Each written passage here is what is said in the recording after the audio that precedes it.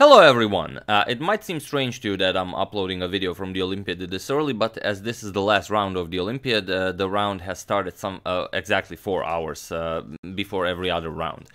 So one game already finished, and this game could even be the game that decides the fate of the entire 2018 Batumi Chess Olympiad. Everyone was checking out the first boards. Caruana very quickly drew his game against Ding Liren, but I was very impressed by that game. Ding really put on some early pressure, and Caruana really had to defend properly. But that game soon ended in a draw. Duda made a very nice draw against Vishwanathan Anand. Karakin drew on board 1 against France against Maxime Vachier-Lagrave, and so we have this game on board 2 between Russia and France. It's Jan Nepomniachtchi versus Etienne Bacrot, and it's quite an interesting game. So let's just check it out, as I am eager to see how things will turn out in the Olympiad. So Nepo goes knight to f3, he goes for the Reti Opening.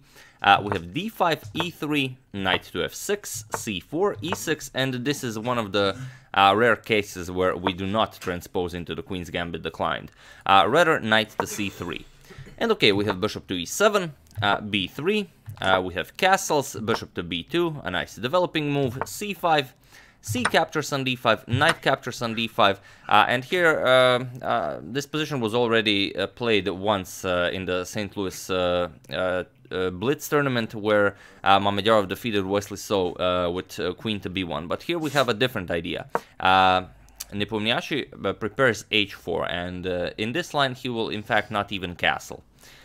We have b6, queen to b1. Now you have to develop the queen some way. We have h6 and now g4, so already starting a nice kingside attack on move 10.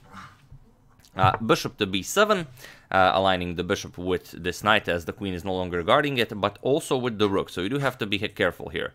Rook to h3, getting rid of both threats at once. Knight to d7, getting the other knight into the game as well, and now g5. So already you can see that black is definitely feeling the pressure here. h5. Of course, you don't want to play something like h captures on g5 and give Nepo a nice open h line. Here white would already be threatening checkmate, that's why queen b1 is such a powerful attacking move. And of course g6 loses immediately to knight captures here. You cannot recapture, because then rook h8 will be checkmated due to the bishop guarding it from b2. So after g5, h5, not allowing the h file to open, and now bishop to d3. And here we have knight to b4, a very nice move, hoping to get rid of Nepo's strong light square bishop. First, Nepo gives a check here, bishop to h7 check, king to h8, and now he offers a trade of light square bishops. And while you can do this, Bacrot's the light square bishop is also a very strong piece. So for the moment, he declines the exchange and offers a trade of knights. But we have knight to e2. Here, as the h5 pawn is pretty advanced, Nepo is hoping for some knight to g3 to h5 action. And here, the critical moment of the game, you could still defend this position with black after bishop to d6, simply not allowing the knight to come to g3. But again, after knight comes here, bishop captures, rook captures, and white is still better, but at least the game continues. But white still has immense pressure against the black king. But Bacrot play f5 here, and now it's simply winning for white. And Nepo finds a very nice refutation of f5. He plays g captures on f6. We have knight 7 captures on f6, and now knight to g5. Now you can see that the queen is still extracting that h7 square. The knight is guarding h7, so if you could get rid of the bishop and the knight, white will be able to deliver checkmate. Also, knight to e6 is a threat, forking the queen and the rook. So if you play something like queen to d6 to guard here, it doesn't work, because the two bishops are too strong. You will simply eliminate the defender of the h7 square with bishop captures on d5. Now you can't capture with the knight has to keep an eye on this square, but after you capture, the other bishop eliminates the other knight, which is the defender of the h7 square, and now queen to h7 is imminent. So after knight to g5, we have knight captures on e4, eliminating this bishop. Queen captures on e4 by Nepo, and now bishop captures on g5. Now queen h7 is no longer a possibility, but now h captures on g5, and now the rook will be able to capture here. You cannot block this with g6, queen will simply capture, or better yet, the pawn is pinned. Silly me. So not even a possibility, and the move like queen captures on g5 to prevent the rook from capturing here will be met with rook to g3. Now the rook and bishop are eyeing the g7 pawn. Queen has to move, and now the simple queen captures on f5, rook captures, and rook captures here. Any move white makes will be a very nasty discovery, so the bishop is hanging, e4 is a terrible threat, a winning position for white. So Etienne tried knight to f4 here, opening up a discovered attack against Nepo's queen, also attacking the rook here. So queen captures on b7, and now comes knight to d3 check.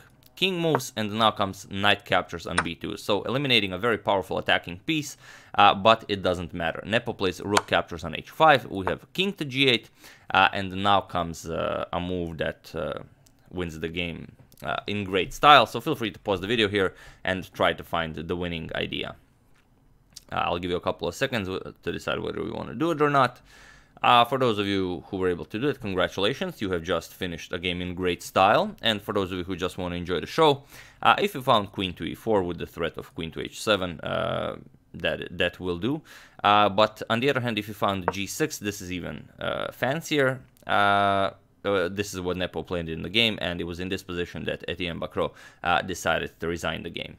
The thing is, there's nothing to do here. For example, let's try and make a silly move with black. Let's try something like rook b8. What's the threat here? The threat is the very simple rook to h8 check, allowing the queen to come into the attack with tempo. King has to capture, only move, as the pawn is guarding the f7 square. Queen a1 check, king has to move, or you can waste a move with the queen, but that's pretty pointless, and queen to h7 will be checkmate. After this g6 move, pretty much any move you make will be met with rook to h8 check, and then it is all over. So yeah, that's pretty much it. I do hope you enjoyed it. Now I'm gonna get back to watching the Olympiad, as things are getting very intense. Nakamura has a huge task in front of him if the United States wish to have a chance at first place. Then Nakamura has to really create wonders in that endgame he's playing. So yeah, that's the game. I do hope you enjoyed it. I would like to thank Brian Carey, YGM, Carmen Mears, Lawrence Batin, and Ronald Petit for a contribution to my channel. Thank you a lot, I really appreciate it. As usual, you can check all my previous videos here. Thank you all for watching, and I'll see you very soon, most likely with another nice game from the Olympiad. See you soon.